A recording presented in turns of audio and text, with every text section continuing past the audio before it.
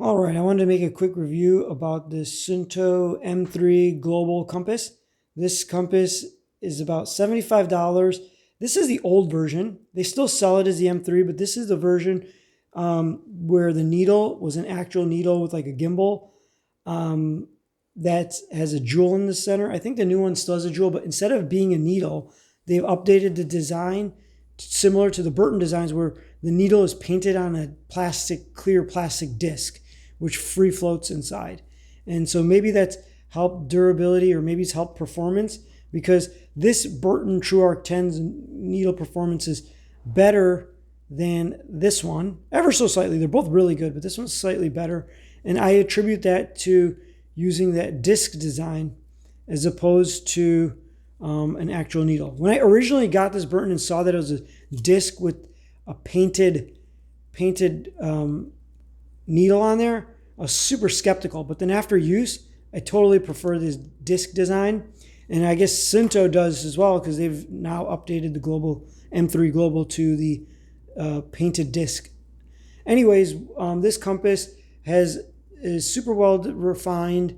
It's very precise. All the markings are easy to see. Everything that you see that's in this highlighter or glow-in-the-dark color is glow-in-the-dark, although that lume performance is pretty poor.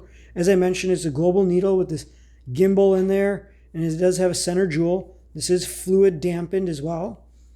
The declination adjustment happens with this screw right there and this key that's provided. So it's a little bit more fiddly compared to friction fit declination adjustments.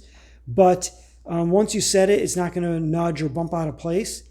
These are obviously made in Finland, and this compass has got the inches on the right for measurement and centimeters on the left, and it's also got mile markings to correspond to standard map key legends. Overall, a fantastic compass. Regarding durability, I don't believe that this is the most durable compass design. The reason is because of this pin in the center, and they may have updated this. They may have updated this on the newer models, I'm not sure.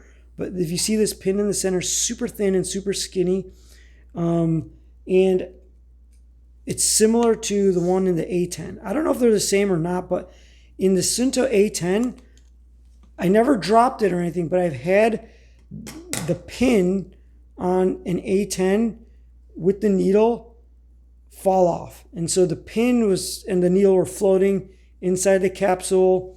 And I called Suunto and I said, hey, the pin broke off and the needle, and they're both floating inside the capsule. They have fantastic customer service. They're like, oh, okay, yeah, we've heard of that happening occasionally. And they sent me a new one, no questions asked.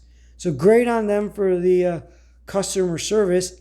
However, it wasn't an entirely foreign complaint to them based on how the conversation went. They basically said, yeah, we've heard that happen, and they sent me a new one. The conversation wasn't like, oh, we've never heard that happen. How did that happen? Did you drop it? Blah, blah, blah. No, it was just like, okay, and they sent me a new one out. And inspecting the pin on this one, as well as the one in the M3 Global, I think they're about the same. So I think this has the risk of that occurring. They might have updated that in the new one, and as well as the new one using a disc design as opposed to a needle and a gimbal might be less weight, and so it might lend it to be more durable. But compared to Burton's have super robust pins, as you can see there, and there's a lot of plastic that's mounted up, which this center pin is embedded into. And as you can see, the pin at the bottom has this ridged design that really gives the plastic a lot of purchase, and lends the needle and pin system to be a lot more durable, in my opinion, than the Suunto's. Again, that may be updated, I don't know. And the same goes for this Burton TrueArc 10 here. You see, this is my favorite compass, and I feel like is super durable, as well as the needle having all the weight in the center will probably torque that pin a lot less than the Suunto's. Not to mention the pin and the plastic is more robust.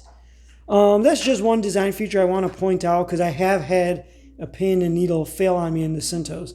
Although comparing it to Burton's, these Suuntos are more refined. As I mentioned, it has that. This is a friction. This has a friction declination adjustment on the Burton's, whereas the Suunto M3 has the key, and also everything that's printed onto the base plate on the Suuntos is a lot more crisp, and more refined again. So overall, a little bit more refined, and I think a little bit more delicate. You probably have to be a little bit more careful with this one. Burton's less refined, more durable. If you want to see a review video about this TrueArc 10, I have that. So go and check that out. But overall, I can highly recommend this Suunto. And it's a great, great compass. The design has been updated. But overall, fantastic. All right, thanks for watching. And I'm going to probably next I already have a review video that's TrueArc 10.